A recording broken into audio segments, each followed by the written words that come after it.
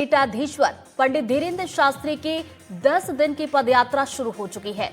सनातन हिंदू एकता पदयात्रा के तहत हिंदुओं को एकजुट करने के उद्देश्य से धीरेन्द्र शास्त्री दिल्ली से मथुरा तक पदयात्रा कर रहे हैं। लेकिन पदयात्रा को लेकर सियासी घमासान मचा हुआ है। दिल्ली से शुरू हुई पदयात्रा का मध्य प्रदेश में विरोध हो रहा है।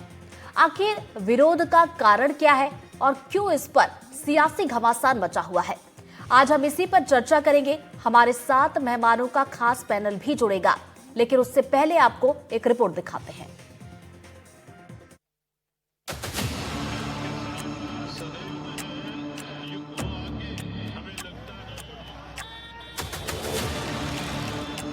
अब लोग हमसे आज पूछ रहे थे, बाबा पदयात्रा से क्या होगा। सुनो, तो हिंदुओं का डर खत्म होगा। चलोगे नहीं तो हिंदू एक नहीं होगा, हिंदू एक नहीं होगा तो भारत हिंदू राष्ट्र नहीं होगा।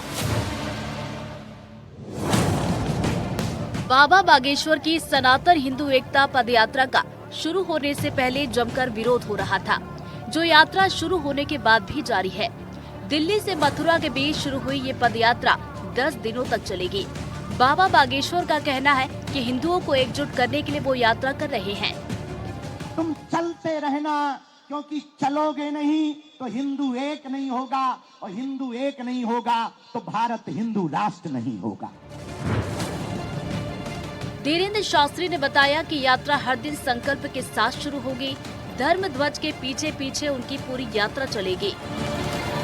हम लोग 10 दिनों तक रोज सुबह राष्ट्रगान, हनुमान चालीसा के साथ अपनी पदयात्रा 7 संकल्प लेकर प्रारंभ करेंगे, और नाम जप करते हुए धर्म ध्वज आगे चलेगा, उसके पीछे हम सब चलेंगे। धर्म ध्वज के साथ साथ चलेंगे, धर्म ध्वज से आगे नहीं चलेंगे। इधर यात्रा शुरू होते ही इसका विरोध भी तेज हो गया है। मध्य प्रदेश के दलित पिछड़ा समाज संगठन के अध्यक्ष दामोदर यादव ने यात्रा को गैर संवैधानिक बताया है और धीरेन्द्र शास्त्री पर कार्रवाई की मांग करते हुए सुप्रीम कोर्ट जाने की बात कही है। पहली आपत्ति तो यह है कि धीरेन्द्र कृष्ण शास्त्री ने इस यात्रा का जो उद्देश्य बताया वो गैर संवैधानिक है। वो कह रहे हैं कि इस यात्रा के माध्यम से हम इस देश को हिंदू राष्ट्र बनाना चाहते हैं। हमारे भारत का संविधान ये कहता है, उसके प्रियम्बल में लिखा है कि ये पंथ निरपेक्ष राष्ट्र रहेगा।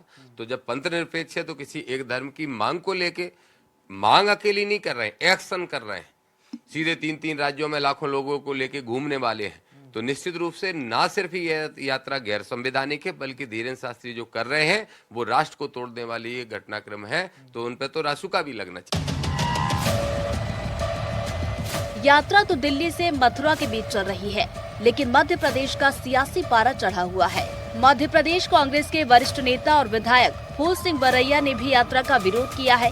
वहीं पूर्व सांसद जयभान सिंह पवैया का कहना है कि आज के समय के हिसाब से इस तरह की यात्रा जरूरी है। हिंदू राष्ट्र अगर बनाना है तो पहले तो हिंदू बताइए, हिंदू कहाँ है इंडिया में।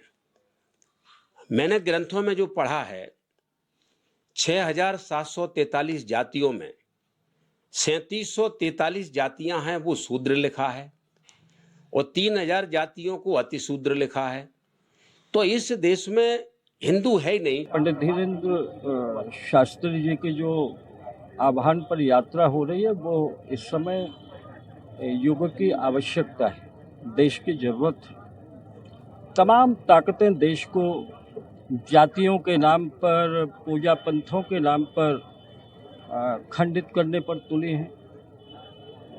समाज को बरगला कर आपस में लड़ाने की कोशिशें हो रही हैं। तो इस देश को बांध सकती है तो एक ही चीज़ बांध सकती है, हमारी संस्कृति ही वो धागा है जो सबको एक कर सकता है।